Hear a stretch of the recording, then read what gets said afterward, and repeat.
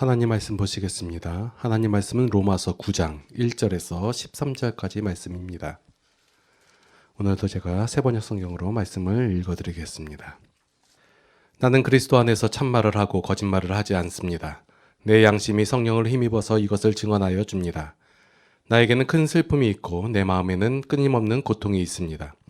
나는 육신으로 내 종족인 내 결례를 위하는 일이면 내가 저주를 받아서 그리스도에게서 끊어질지라도 달게 받겠습니다. 내 종족은 이스라엘 백성입니다. 그들에게는 하나님의 자녀로서의 신분이 있고 하나님을 모시는 영광이 있고 하나님과 맺은 언약들이 있고 율법이 있고 예배가 있고 하나님의 약속들이 있습니다. 족장들은 그들의 조상이요 그리스도도 육신으로는 그들에게서 태어나셨습니다. 그는 만물 위에 계시며 영원토록 찬송을 받으실 하나님이십니다. 아멘. 그러나 하나님의 약속의 말씀이 패했다고 할 수 없습니다. 이스라엘에게서 태어난 사람이라고 해서 다 이스라엘 사람이 아니고 아브라함의 자손이라고 해서 다 그의 자녀가 아닙니다.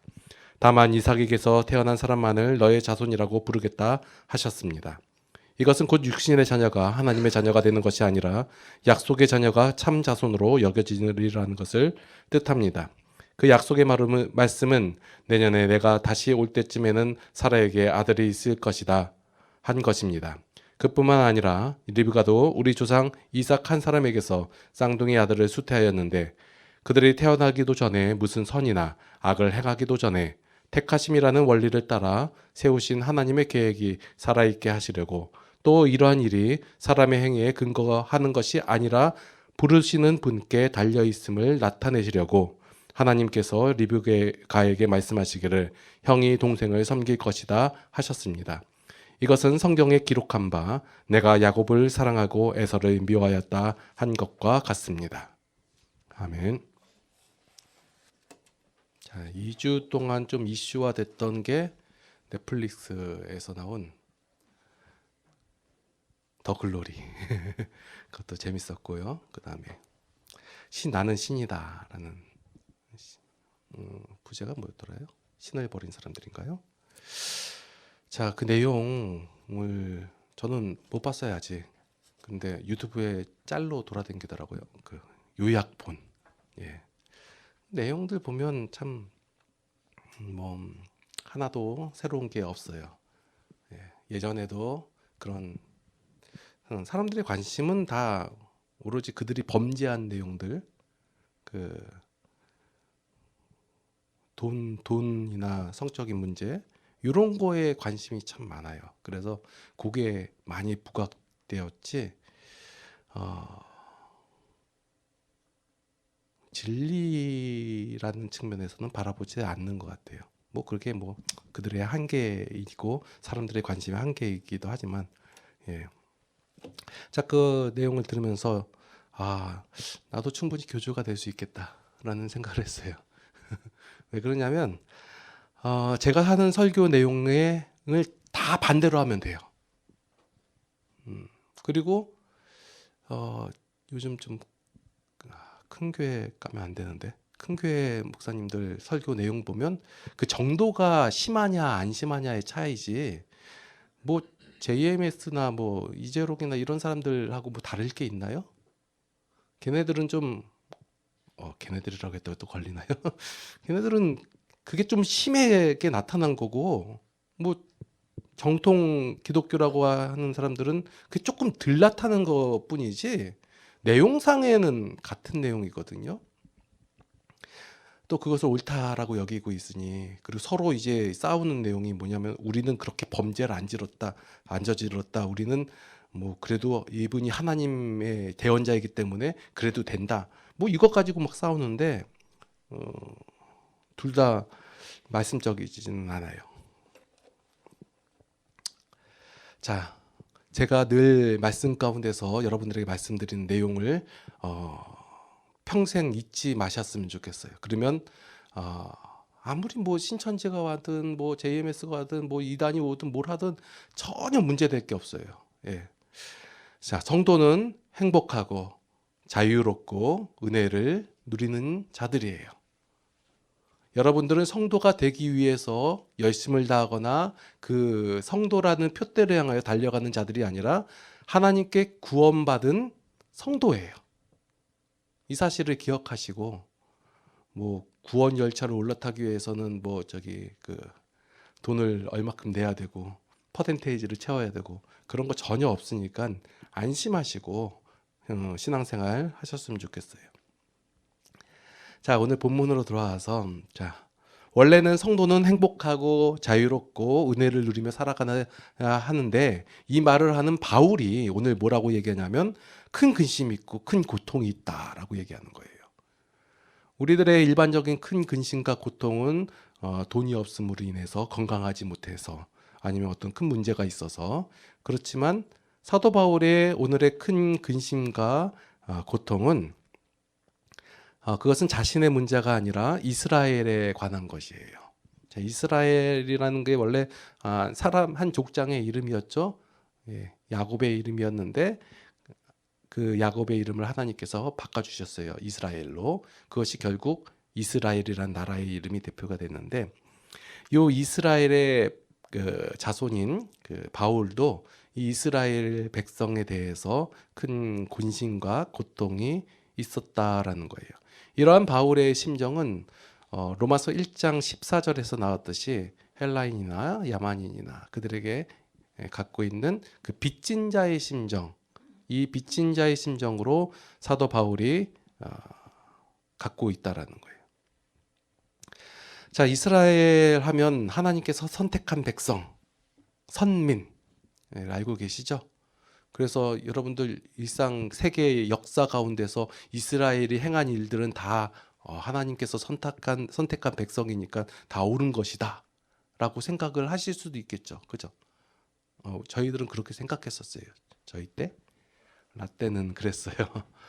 예, 그래서 그 이스라엘이 무슨 전쟁을 일으켰다. 올바른 행동이에요.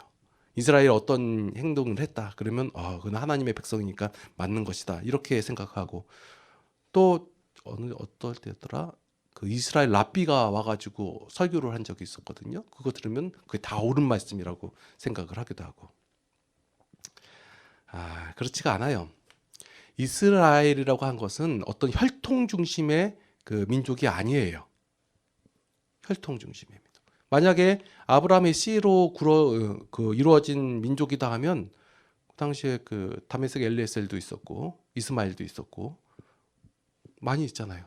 근데 왜 야곱을 통해서라고 해요? 그게 오늘 본문 말씀 속에다 나온 내용이 야곱이라는 하나님께서 사라와 아브라함에게 하신 약속의 내용이에요. 내년 이맘때 되면 네게 아들이 있을 것이다라고 약속을 하시고 그 약속의 성취로 되어진 것이에요. 그래서 이스라엘이라는 것은 어떤 혈통 중심의 민족이 아니라 약속으로 이루어진 민족이라는 거예요. 만약에 약속이 아니다라면 에서의 자손도 이스라엘이고 야곱의 자손도 이스라엘이고 또 그 외에 다른 민족들 어떻게 보면 중동 전체 지역의 민족들이 다 이스라엘이라고 말할 수도 있어요. 그러나 하나님께서는 약속을 하셨어요. 그 약속이 어떤 약속이냐면 일방적인 약속이에요. 그 일방적인 약속에 아브라함과 사라는 그것을 그대로 받아들이지 않고 어땠어요? 웃었어요. 이것은 사람만 웃은 게 아니라 아브라함도 웃었거든요. 믿지 못하는 거예요. 웬 헛소리 하시냐고 하면서 헛웃음을 친 거예요. 그것에 대해서 하나님께서 그 약속을 성취하심으로 믿게 하셨단 말이에요. 그러니까 순서가 이래요. 하나님께서 계획하시고 하나님께서 선포하시고 하나님께서 이루시고 여기에 우리의 믿음이 어디에 들어가야 돼요? 우리의 믿음은 하나님께서 성취하셨을 때 거기 들어가는 거예요. 우리가 믿어야지만이 하나님께서 계획하시고 약속하시고 성취하시는 것이 아니라 하나님께서 계획하시고 약속하시고 성취하셨을 때 비로소 우리가 믿게 된다는 거예요. 그래서 우리의 믿음이라는 것은 성도의 믿음이라는 것은 우리의 어떤 정성을 보이거나 아니면 확신을 보이거나 아니면 어떤 믿음의 그 순수함 이런 것을 보여줘야지만이 되는 것이 아니라 하나님께서 우리에게 그 사실을 보여주셔야지 결과를 보여주셔야지만이 우리가 믿음이 세워진다는 거예요. 그래서 어떤 사람이 당신의 믿음을 자라가기 위해서 이렇게 노력을 해야 되고, 당신의 믿음을 뭐 헌금으로 보여주시오, 당신의 열정으로 보여주시오, 당신의 헌신으로 보여주시오, 이렇게 얘기하면 성경 지키지 않습니다. 오늘 이단에 대해서 얘기했는데 다른 교회도 까게 됐네요. 여러분, 하나님 나라의 상급을 위해서 헌신하지 마십시오. 하나님 나라의 영광을 위해서 고난을 받지 마십시오. 계속된 말씀들이에요. 여러분들이 헌신하고 열정적으로 하고 믿음을 보인다고 해가지고 하나님의 나라가 빨리 오는 것도 아니고, 여러분들이 개판으로 산다고 해서 하나님 나라가 천천히 오는 것도 아니에요. 그리고 결론적으로 얘기하면 하나님의 나라가 여러분 가운데 임했다라고 선포가 되어져 있는데, 마치 안 된 것처럼 이스라엘이 그랬어요. 이스라엘이 하나님께로부터 하나님의 약속의 말씀으로 말미암아 선택된 백성임에도 불구하고 그 이스라엘이 마치 선택되지 않은 것처럼, 마치 자유하지 않은 것처럼, 마치 은혜가 없는 것처럼 살고 있단 말이에요. 그러한 이스라엘을 향하여 사도 바울이 빚진 자의 심정으로 나아가고 있다는 거예요. 그래서 나는 고통스럽다, 나는 큰 고통이 있다, 큰 근심이 있다라고 말하는 거예요. 누가 하나님의 사람이 되고 누가 구원을 받는 자의 결정은 사람에게 달려있지 않고 오직 하나님께 달려있다예요. 이렇게 얘기하니까 다른 사람들이 맞아요, 하나님께 달려있죠, 그래서 그 하나님을 감동시켜야 합니다, 이렇게 사기를 치고 나와요. 사기예요. 하나님께 달려있으니 그 하나님을 감동시켜서 누가 하나님의 사람이 되고 구원받게 하겠다라는 생각은 성경적이지가 않아요. 자, 그래서 사도 바울이 무슨 예를 들었냐면 에서와 야곱의 예를 들었거든요. 자, 오늘 말씀 속에서 보니까 에서와 야곱이 태어나기도 전에 그 태중에 있을 때 하나님께서 약속을 하시는 거예요. 큰 자가 작은 자를 섬길 것이다. 자, 우리가 생각하기에는 에서가 경거망동하게 그 팥죽을 그냥 팥죽 한 그릇에 그 장자권을 소홀히 여겨서 팔아서 이런 경거방동한 행동을 했기 때문에 장자의 직분을 받지 못한 것이다 라고 생각을 한단 말이에요. 우리의 생각 속에 그렇게 있단 말이에요, 여태까지. 그런데 왜 앞에서 하나님께서 약속하신 이 말씀을 전혀 생각하지 않는 거예요? 어떠한 행동이나 어떠한 그 경거망동한 행동을 함으로써 그 장자의 직분을 잃어버린 것이 아니에요. 에서와 야곱에게는 선택권이 없었어요. 이 두 사람을 비교해가지고 두 사람 중에 선택받은 사람의 특징, 야곱은 어떻게 해서 선택한다는가, 어머니께서 말씀하시는 바에 그가 그대로 순종했습니다. 헌신했습니다. 하나님께 약속했습니다. 그래서 그가 수많은 시련과 고난을 겪고 드디어 장자의 명분을 이었습니다. 아무리 감동적으로 얘기하고 해도 이거는 성경적이지가 않아요. 언제 그랬어요? 신앙은 전적으로 하나님으로 말미암아 되는 하나님의 은혜다예요. 이 하나님께서 은혜 주시는 거는 하나님께서 긍휼히 여길 자를 긍휼히 여기신다고 했어요. 그러면 자꾸 우린 무슨 생각을 하냐면 하나님께서 긍휼히 여길 자? 그럼 내가 어떻게 불쌍하게 보여야지? 40일 금식 기도를 하면 하나님께서 불쌍히 여기실까? 아니면 내가 하나님께 무엇을 바치면 하나님께서 나를 불쌍히 여기실까? 이렇게 생각하는 거예요. 그렇지가 않다예요. 그냥 하나님께서 불쌍히 여겨줄 때, 그게 누구예요? 여러분과 저예요. 우리 아는 것도 한 게 없는데요. 맞아요. 에서와 야곱처럼 한 게 없어요.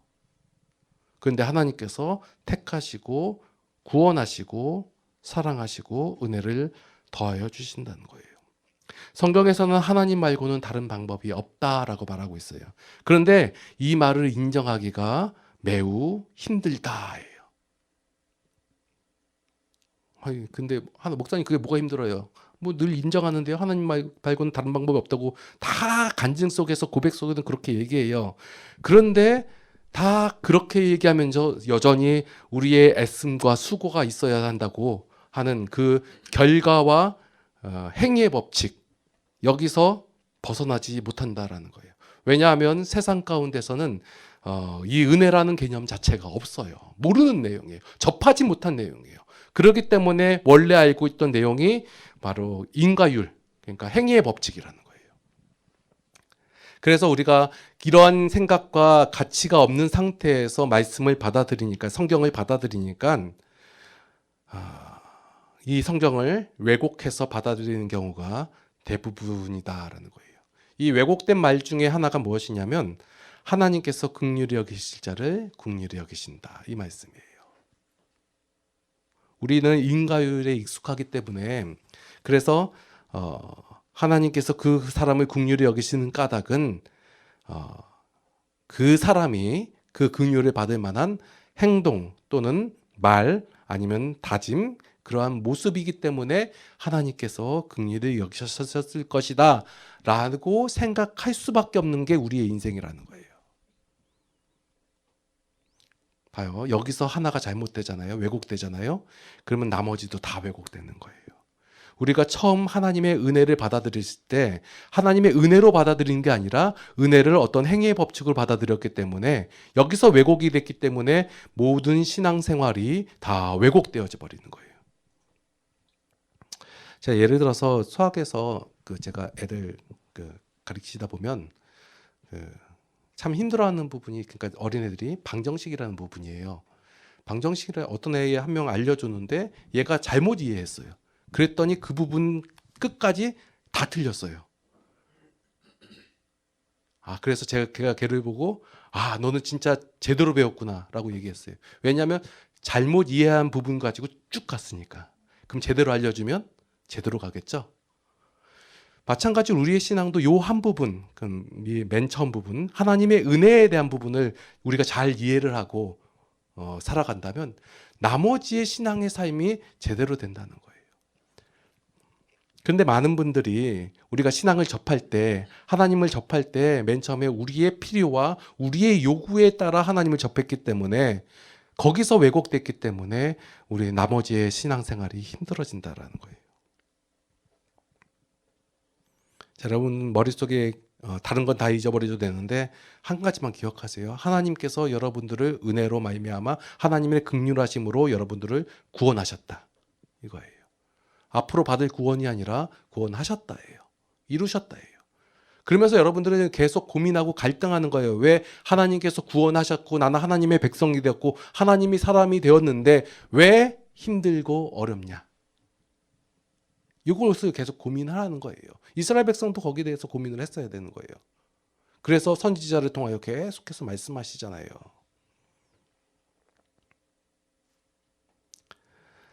자, 제가 지난번에도 말씀드렸다시피 기독교에는 겸손이라는 단어가 없다예요. 겸손이라는 거 뭐예요? 내가 한 게 아닙니다. 이렇게 겸허하게 얘기하는 거. 겸손이 없다라고 말하는 것이 아니라 자랑할 것이 없다라고 말하는 거예요. 뭘 자랑하겠어요? 여러분들 제가 평생에 교회를 10군데나 개척했습니다. 자랑하시겠어요? 주일 예배를 안 빠졌습니다. 11조를 저는 하나도 거짓말하지 않고 다 하나님께 바쳤습니다. 평생 제가 드린 헌금이 이만큼 많습니다. 전도를 몇십 명, 몇백 명 했습니다. 네, 제가 목사님 말씀이라면 평생 순종했습니다. 이런 걸 자랑하겠습니까? 자랑할 것이 없다예요. 뭘 자랑하겠어요? 하나님을 믿는다라는 것은 하나님의 기준과 원리와 가치를 갖는다는 것이고, 다른 말로는 하나님의 나라를 살아간다라는 거예요. 하나님의 나라를 살아간다는 것은 하나님의 성품과 하나님의 마음과 하나님의 사람들과 더불어 삶을 살아가는 거예요. 하나님께서 주신 삶을 하나님으로 말미암아 그 삶을 살아가기 때문에 그 기초 안에, 그 기반 안에 나오는 모든 행위가 우리의 자랑이 될 수 없다예요.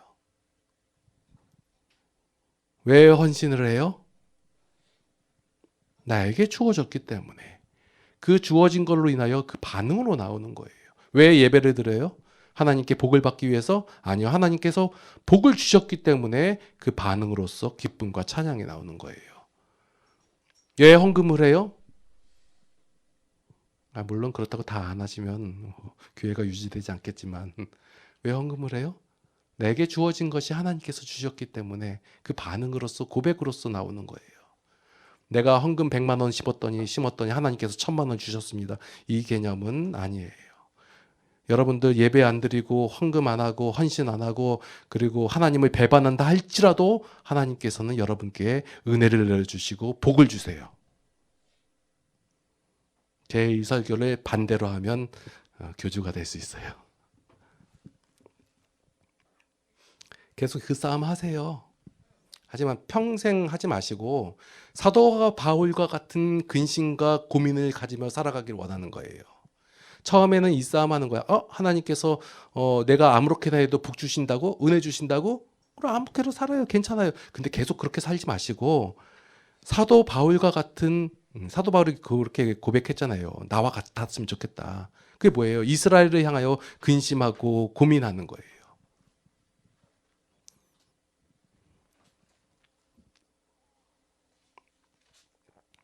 제가 이렇게 은혜가 거저 주어졌다. 하나님께서 아무런 반응에 상관없이 우리에게 주셨다라고 말씀드리니까 많은 성도들이 허무해해요. 그럼 내가 여태까지 뭘 했는가?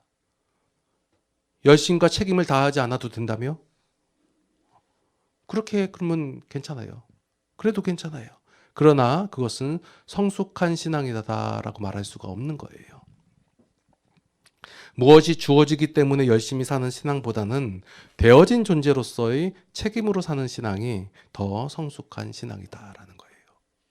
성숙하지 않았는데 성숙한 척하는 것도 문제지만 계속해서 자라남에도 불구하고 나는 성숙하지 못해라고 사는 것도 문제라는 거예요. 무엇인가 얻어질 것 때문에 열심을 내는 경우가 많이 있어요. 어떤 목사님이나 선교사님이나 어떤 신앙의 선배들은 내가 평생을 하나님께 충성하고 봉사하고 열심을 다했으니까 하늘에서 큰 상급이 있을 것이다 라고 말을 해요. 물론 저에게도 그렇게 말씀하시는 분들이 있어요. 왜냐하면 제 삶을 보면 그렇게 나쁜 삶은 아니고 그래도 좀 열심히 헌신했다라고 할 수 있는 삶인데 그런 말들이 하나도 기대가 되지 않는 소리예요. 천국 가서 목사님에게 큰 상급과 면류관이 있을 거예요. 없으면 어때요? 이 땅에서 하나님께서 큰 복을 주실 거예요. 헌신 안 하시고 교회 안 다니는 사람보다 더 큰 복 받은 사람이 많은데요. 그럼 하나님께서 나에게 주신 게 뭐예요? 그것을 찾아가는 것이 바로 구도자의 삶, 성도의 삶이다라는 거예요. 자, 하나님께서는 준비되어 있지도 원하지도 다름박질하지도 않는 자를 하나님의 은혜로 말미암아 성도 삼아 주셨다예요. 하나님께서 부르셨기 때문에 하나님으로 말미암아 변화될 것이에요. 이것을 믿는 것이 믿음이에요. 어떤 성도의 실패를 보고 우리가 실망을 하고 판단을 하고 정죄를 하는 것이 아니라 오히려 그 성도를 보는 것이 아니라 하나님을 바라보는 말미암아 그 하나님을 보고 그 부르신 그 소망 가운데서 기뻐하는 삶을 사는 거예요. 제가 어려운 말 했죠 오늘? 이상적인 것은 그건데 그대로 되기가 힘들어요. 그래서 여러분들 기도하셔야 되고 말씀을 읽으시고 생각하고 고민하고 기도하시겠습니다. 우리가 원하지도 우리가 생각하지도 우리가 바라지도 않을 때 하나님께서 먼저 우리를 불쌍히 여기시고 긍휼히 여겨주시사 우리를 구원하여 주시사 하나님의 백성 하나님의 자녀 삼아 주셨습니다. 그 하나님의 은혜에 감사를 드립니다. 하나님께서 우리를 구원하였음에도 불구하고 우리가 마치 이스라엘 백성처럼 하나님을 잊어버린 채 그 하나님께서 주신 그 행복과 기쁨을 누리지 못하고 살아갈 때가 많이 있습니다. 이러한 저희들을 불쌍히 여겨 주시사 하나님의 은혜 가운데 하나님의 기쁨 가운데 살아가게 하여 주시옵소서. 그 행복을 누리며 살아갈 수 있도록 하나님 저희들을 인도하여 주시옵소서. 이제는 우리 주 예수 그리스도의 무한하신 은혜와 하나님 아버지의 극진하신 사랑하심과 성령님의 감화 감동 교통 인도 보호 역사하심이 이제 하나님 안에서 참 자유를 누리며 그 기쁨 가운데 살아가기를 원하는 모든 성도들 머리 위에 이제로부터 영원토록 함께 하시옵기를 간절히 축원하옵나이다. 아멘.